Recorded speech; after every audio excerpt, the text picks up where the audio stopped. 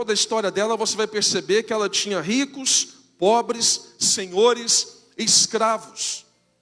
Nessa mesma igreja de Corinto, o apóstolo Paulo, ele vai mostrar que enquanto os que tinham mais levavam mais, os que tinham menos levavam menos, e quem não tinha nada não levava nada. E quando eles reuniam nesse ato chamado ceia, eles sentavam na mesa, mas a mesa era dividida. Os mais ricos de um lado, os mais pobres do outro, aqueles que tinham alguma coisa de um lado e quem não tinha nada ficava isolado. É nesse momento que Paulo vai exortar eles dizendo, olha, isso aqui não é piquenique, isso aqui não é banquete, isso aqui é uma ceia. O apóstolo Paulo estava ensinando para eles, está dizendo, olha, quando a gente se reúne como ceia, não é para encher a barriga, não é para satisfazer, para matar a nossa fome. Mas nós reunimos no formato de ceia, na ideia de ceia, é para ter unidade. E não é nem união, mas é unidade. Porque a união é aquele fator de estar perto, e a unidade é você estar envolvido.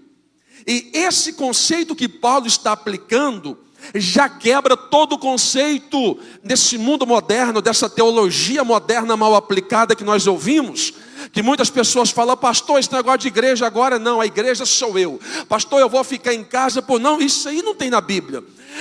Paulo está dizendo para nós, nós somos membro de um corpo. Não tem como o corpo crescer fora, um órgão crescer fora do corpo, ou um membro crescer fora do corpo.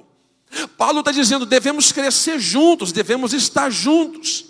Aquilo que nasce antes do tempo, ou aquilo que tenta gerar vida fora do que é comum, nós chamamos de anomalia. E nós vivemos uma época hoje de uma anomalia espiritual, de pessoas que eles pensam que eles mesmos são senhores da vida deles, que eles pensam que eles podem ser autossustentáveis. O sustento de Deus não mais faz parte da vida deles. Eles pensam, é a síndrome luciferiana. Qual era a síndrome luciferiana? Eu sou provedor de eu mesmo. A ideia luciferiana, eu mesmo vou me promover. Paulo está quebrando isso. E ele está dizendo isso, que o pão precisa ser compartilhado. E é interessante isso aqui. Eu sei que você entende de Bíblia, você vai pensar comigo. Porque o apóstolo Paulo está dizendo aqui sobre o compartilhar. Não é dividir, é compartilhar. Há uma diferença entre dividir e compartilhar. Lembra da multiplicação de pão e peixe? Quando Jesus foi multiplicar pão e peixe para mais de 5.000 pessoas, Jesus, ele pega o pão e ele ergue os olhos aos céus. Ele não ergue o pão aos céus, ele ergue os olhos. E ele vai dar graças. E depois de ter dado graças, ele vai repartir. Eu já vi pessoas dizendo, e Jesus dividiu o pão. Não tem dividir na Bíblia, pode olhar depois. É repartir. Por que a ideia de repartir? Porque o que divide acaba, e o que reparte compartilha. Quando Paulo está dizendo sobre compartilhar, ele está dizendo, nós devemos estar em comunhão, porque quando estamos em comunhão, aquilo que é repartido acaba gerando milagre na minha vida, na sua vida, para que o nome do Senhor seja glorificado. Esse é o propósito do Evangelho. Um dos propósitos do Evangelho não é te fazer rico. Um dos propósitos do Evangelho não é te dar casa nova. Jesus não morreu na cruz, irmãos, para nos dar carro novo, chave de ouro. Jesus não é trevo de 7 folhas. Jesus não é título de capitalização. O propósito do Evangelho é gerar transformação na vida das pessoas. O propósito do Evangelho é te fazer ser bênção, não é te dar a bênção, mas é te fazer ser bênção, porque uma vez que você é bênção, você gera cura, e quando geramos cura, curamos doente. Quando você tem, você dá. Quando você é, você ajuda. Quando nós não temos, nós não damos. Quando nós não podemos, é muita gente oferecendo aquilo que não pode dar. Paulo está dizendo, o centro do evangelho é você crer que Jesus ainda é o centro. E quando reunimos formato de ceia, para que é, pastor? Para celebrar o que? Não a morte, mas a ressurreição de Cristo. Você pode levantar sua mão e adorar o nome de Jesus? Ser gratos. Gratidão. Aí alguém vai dizer, pastor, mas quando eu já sou grato, qual que é a ideia de grato para você? Pastor, mas eu sou grato. Quando alguém me dá alguma coisa, eu agradeço. Isso não é gratidão, isso é educação. Pastor, mas quando eu vou na igreja, eu oro, eu sou grato a Deus, eu oro. Quando eu vou na igreja, eu agradeço lá na igreja. Isso não é gratidão, isso é oração. Gratidão é mudança de olhar na perspectiva daquilo que você está envolvido. Quando nós mudamos o olhar, mudamos os resultados. O que é ser grato, pastor? Principalmente falando de Cristo. Você pode viver no meio da prova, no meio da crise, porta fechada, o Covid está batendo, tem gente morrendo, dando tudo errado, mas você levantar de manhã cedo, abrir os olhos, erguer a mão para os céus e falar, Deus, no meio disso tudo, eu te agradeço, porque até aqui o Senhor tem me ajudado. Isso é entender o poder da gratidão de Deus sobre a minha vida, sobre a sua vida. Tem pessoas que pensam que gratidão é Deus fazer o que Ele quer, e aí já entra uma outra ideia que vem contornando o evangelho. Fazer o que Ele quer, e fazer o que Ele quer não é gratidão, é achar que igreja é um centro de terceirização espiritual, onde nós vamos e pedimos o que queremos e Deus, como garçom, atende os nossos pedidos. Paulo está dizendo para nós, não é isso.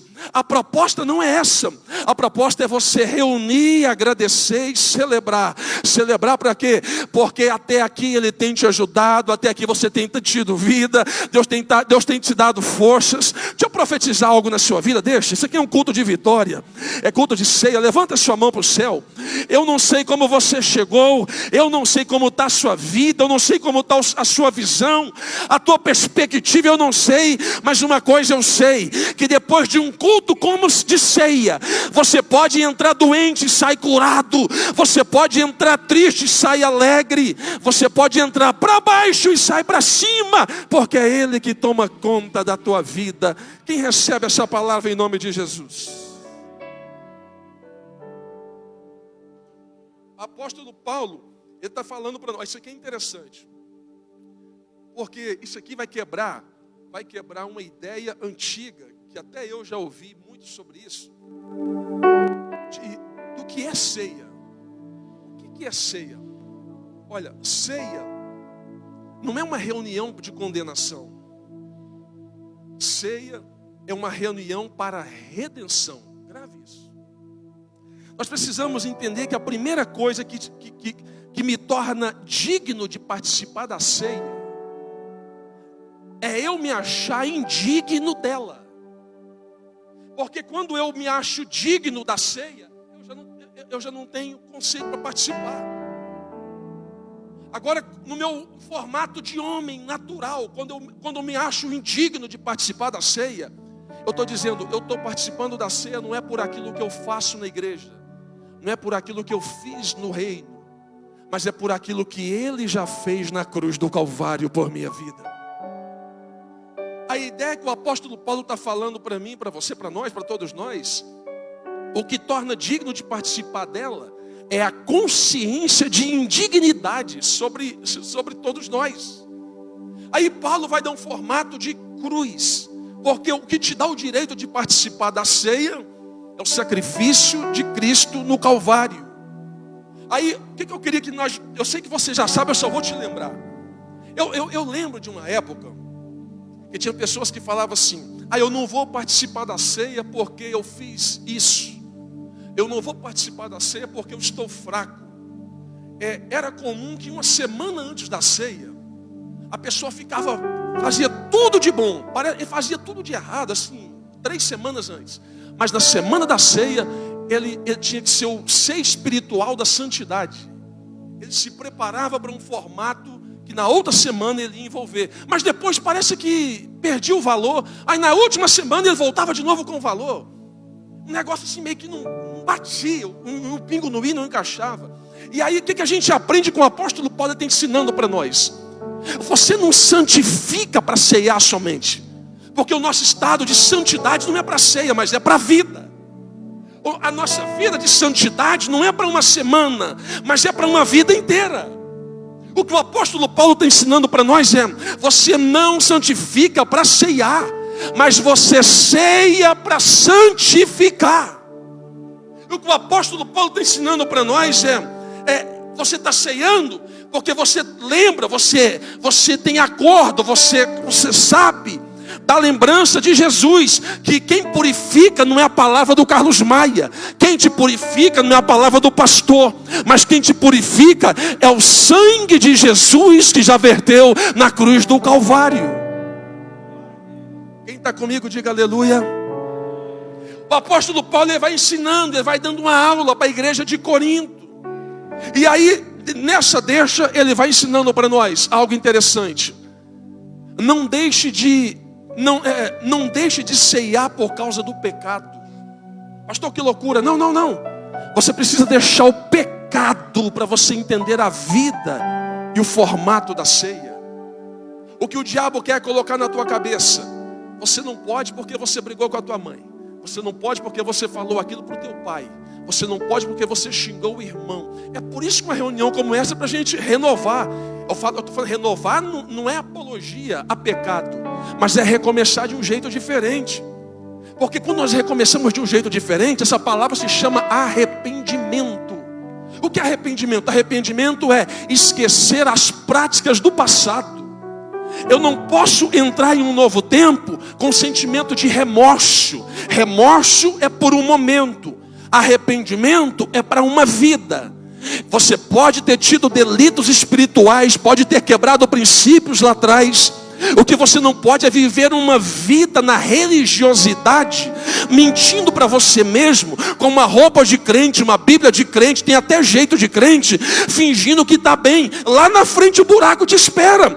Nós precisamos entender uma coisa: é ser autênticos com nós mesmos. Se alguma coisa aconteceu, eu preciso pisar no freio, parar, cortar, cair fora, arrepender e recomeçar de novo. Quando o apóstolo Paulo está dizendo: olha, se você ceiar e você não estiver bem, o peso, eu estou dizendo com outras palavras, o peso vai vir sobre você, porque cada um sabe do que ele é capaz. Paulo está dizendo: cada um julgue a si mesmo. O que é julgar a si mesmo? É o olhar introspectivo dentro do baú da minha vida, dentro do porão da minha alma. E é tão séria essa questão de ceia. Não estou dizendo aqui, mas estou aplicando o texto. Porque tem pessoas que eles brincam com a ceia. Eles levam uma vida de qualquer forma, vivem uma vida de adultério, vivem uma vida toda errada, vivem uma vida do jeito que ele quer. E ele continua ceando. Só que ele não sabe que isso aí vai gerar nele morte espiritual. E a morte espiritual não é do dia para a noite. Primeiro vem o sono, a dormência, depois vem a queda. E tem gente que fica brincando com a misericórdia de Deus. Deus vai dando corda para ele, Deus vai dando corda para ele, Deus vai dando corda. Eu lembro de uma pessoa em Goiânia. Ele não está mais em Goiânia, mas uma pessoa até que conhecida em Goiânia. E certa feita, eu falei para ele o seguinte, varão, nós precisamos ter olhar de misericórdia. Todos nós devemos ter olhar de misericórdia. Porque se eu prego a favor da misericórdia e não vivo essa misericórdia, eu estou sendo negligente com a palavra que eu prego. Mas eu lembro que eu disse para ele: varão, você sabe que tem um negócio que não está certo aí, pisa no freio. Para com esse negócio, cai fora disso. Só que a Bíblia fala que um abismo chama outro abismo. E ele não parou, e Deus foi dando corda, Deus foi dando corda, Deus foi dando corda. Quando menos esperou, a bomba explodiu, o problema aconteceu, Eu lembro que ele me chamou no WhatsApp e falou: se eu tivesse te escutado daquele dia, eu acho que hoje eu não estaria aqui. Teve que mudar de Goiânia por causa de um problema que aconteceu com ele. E aí a gente percebe que a questão é tão séria. Só que nós estamos vivendo numa época que as pessoas estão brincando com o culto de ceia. E o apóstolo Paulo estava exortando a igreja de Corinto sobre isso. E uma das exortações de Paulo sobre a ceia entre igreja e Cristo, Cristo e igreja, era sobre a cruz. Porque o sacrifício da cruz do Calvário, por que tem um formato de cruz para a igreja? Porque a cruz, o sentido dela é vertical e horizontal.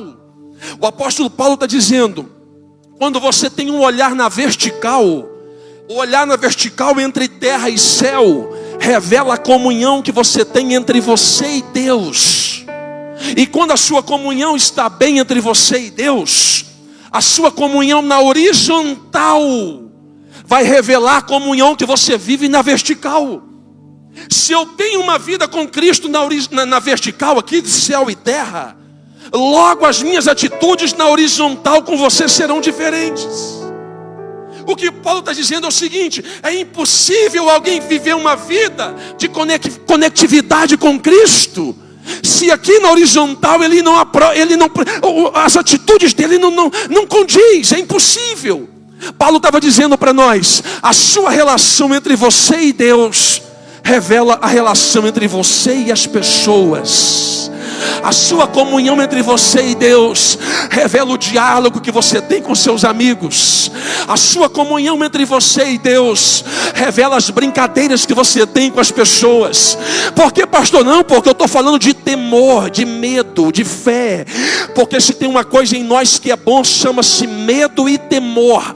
Porque o medo é bom até para não pecar. Quando a pessoa vai pecar, o medo já dá uma tremedeira nele, e o temor está dizendo: ó, você não nasceu para isso, cai fora disso, não é para isso aí. Se ele não tem temor e não tem medo, ele quebra a cara na bagaça, meu irmão, ele vai fundo. Mas Paulo está dizendo: se você tem comunhão entre você e Deus, logo, logo as pessoas aqui verão quem é Deus na tua vida, através das suas atitudes na terra que você vive. Quem pode receber essa palavra em nome de Jesus? E ele vai dizer: examine-se o homem a si mesmo. Por que examine-se o homem a si mesmo? Porque quando eu tenho honestidade suficiente para olhar dentro de mim e ver os meus erros, eu me torno mais tolerante com os erros do próximo. Quando eu tenho honestidade suficiente, sinceridade. Sinceridade. É interessante, se você olhar a palavra sinceridade, ela vem do latim, da junção de duas palavras. Sincera. Era comum que na época, se me falha a memória, da Grécia ou Roma, as pessoas iam vender uma mesa dessa, e a mesa tinha um quebrado, tinha um quebradinho. Eles passavam a cera na mesa e colocavam a mesa para vender. O cliente chegava e perguntava: com cera ou sem cera? Com cera era mais barato, sem cera era mais caro, porque com cera revelava que ela estava escondendo alguma coisa. Sem cera está dizendo, é original, não tem nenhum quebrado, pode olhar que está aí. É por isso que eles olhavam e entendiam: se é sem cera, então é porque... É aí que vem a ideia da raiz da palavra sinceridade, que está ligado à honestidade.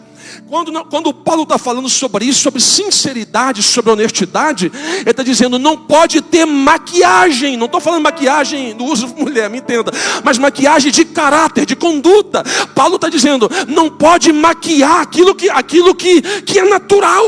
Ele está dizendo para nós: se você olhar para dentro de você, puxar um extrato da tua vida, e quem sabe numa noite como essa você falar: cara, eu vim numa noite como essa, um culto de ceia, achei que ia sair daqui daquele jeito. Aí Deus te pega aqui dentro e está dizendo: desse jeito não está legal, para hoje, conserta a tua vida, para hoje, cai fora desse projeto, cai fora dessa pessoa, sai dessa vida. É isso que Deus quer para mim e para você. Porque se o evangelho não confronta mais a nossa realidade, se torna mais um evento de reunião, e um evento de reunião não muda a nossa vida. O que muda é o efeito da palavra, é o confronto da palavra, é o efeito dela na minha vida, na sua vida. Tu pode pegar essa palavra em nome de Jesus. É isso. É por isso que eu penso que pessoas duram demais, intolerantes, eles não agem de misericórdia. Minha mãe já dizia: meu filho, torneira apertada demais tem vazamento. Sabe o que é isso? É não ter olhar de misericórdia. Até porque quem muda a sua vida não é a igreja, quem muda a sua vida não é pastor, quem muda a sua vida é o Espírito Santo de Deus. É Ele que muda. Você quer ver um exemplo disso? De cisco e trave? Jesus nunca proibiu ninguém de tirar o cisco do olho do outro. Sabia disso? Ele nunca proibiu. Ele apenas colocou regras. Alguém chegava e falava: Jesus, mas Jesus, posso ir lá? Pode. Então eu vou. Não, antes de você ir, faz o seguinte. Uma regra. Qual é a regra? Dá uma olhada no espelho. Não, mas ele está com um cisco no olho. Não, dá uma olhada no espelho. Se não tiver nada que te acuse, pode ir tranquilo. É aí que veio a ideia do cisco e da trave. Porque quando a pessoa pensava em tirar o cisco do olho do outro, quando ele olhava para ele, ele via que ele tinha mais problemas, mais pecados do que o outro. Então esse confronto psicológico de Jesus com as pessoas melhorava, porque ele deixava as pessoas, mas dizia: você quer curar ela? Mas você está saudável? Não, então você não pode. Doente não cura, doente só esparrama a enfermidade. Você quer transformar ele? Quero. Mas você já foi transformado? Não, então fica na sua, você não tem nada para dar para ele. Essa era a ideia que Jesus vinha para confrontar as pessoas. É interessante se você olhar a história do filho pródigo. O filho pródigo, que um fica em casa e o outro vai embora.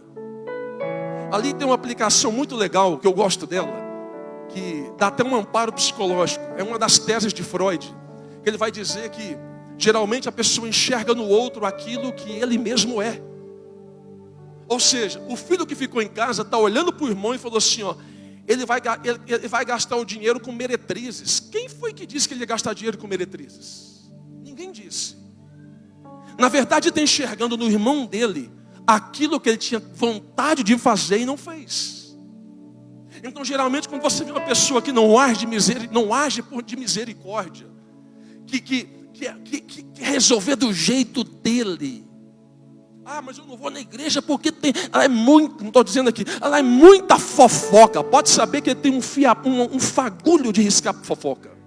Mas eu não vou lá porque lá eu não gosto daquele tipo de gente. É porque tem alguma coisa nos outros que incomoda ele, porque quando confronta a verdade. Paulo estava dizendo sobre nós, para todos nós, sobre isso. E ele está dizendo: esperai uns pelos outros. Por que ele diz esperai uns pelos outros? Porque a ideia da ceia também, ela é mais relacional do que cerimonial. Ela é mais relacional do que somente cerimonial. Quando ele está dizendo esperai uns pelos outros, ele está dizendo: olha, o mais sábio espera o menos sábio. O mais rápido espera o mais lento. Ele está dizendo: o mais forte espera o mais fraco.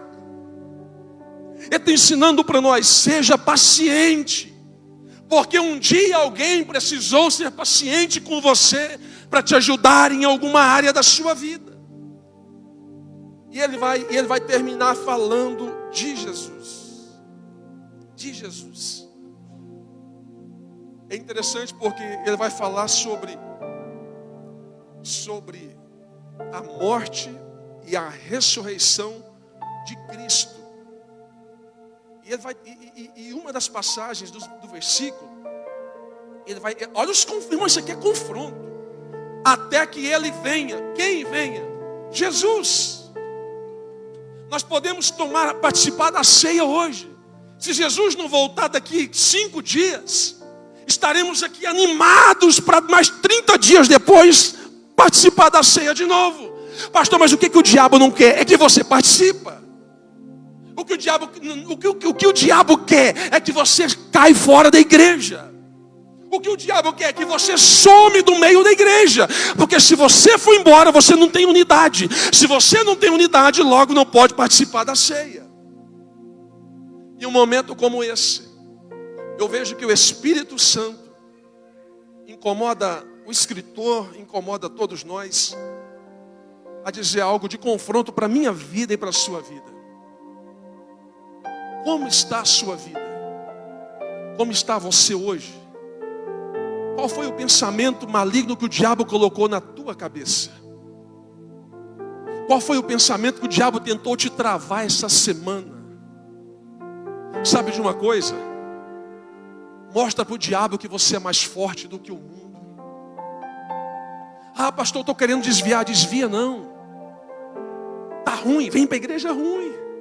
Está difícil, vem rastejando, mas fica aqui. Pastor, mas a igreja é lugar de santo. Quem foi que disse? Igreja é lugar de pecadores arrependidos. Se eu sou pecador, se nós somos pecadores e somos arrependidos, logo entenderemos o poder da palavra de Deus na minha vida e na sua vida. Quem sabe essa noite é a noite para você renovar suas baterias espirituais, para você sair daqui mais forte do que quando você entrou, para você sair daqui cabeça erguida. Eu vou dizer um negócio para nós. Eu sei que você já sabe, eu vou te lembrar. Mas o efeito da ceia é tão forte, mas tão forte. Não precisa nem pedir oração depois da ceia para Jesus curar, não. O efeito da ceia é tão forte que se você estiver doente, na hora da ceia você é curado.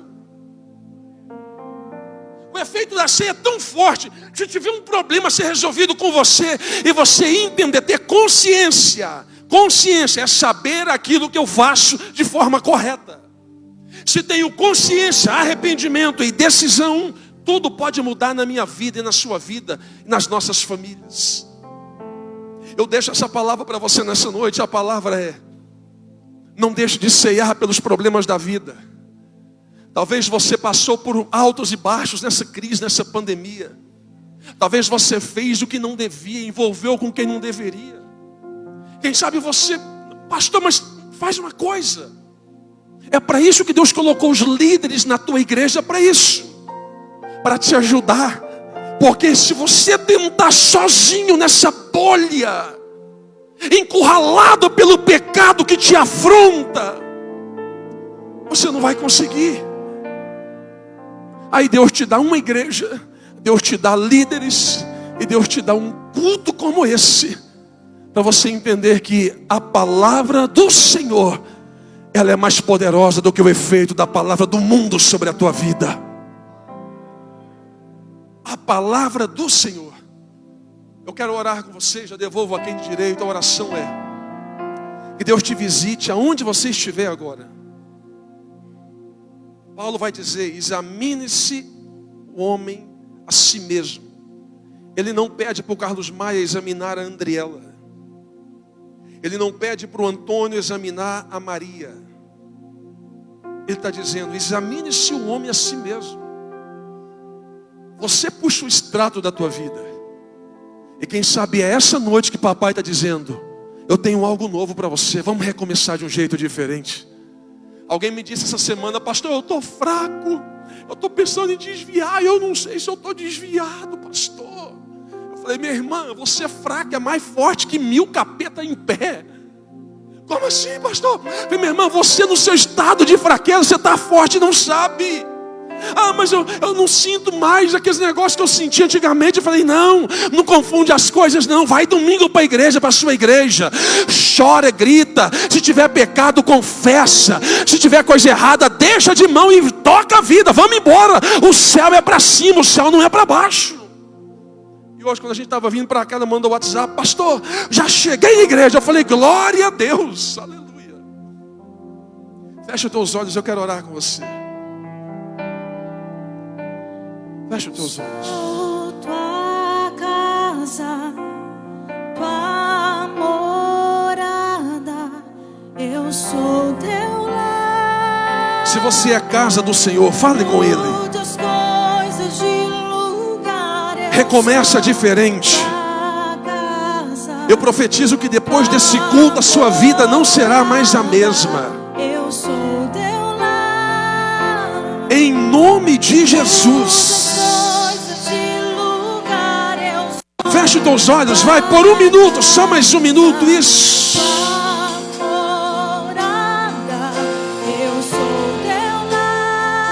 Pai, ouve o clamor do teu filho e da tua filha nessa noite. Isso. Deus nessa noite. Ele sara minha Por um minuto, isso. Feche os teus olhos e fale com Deus.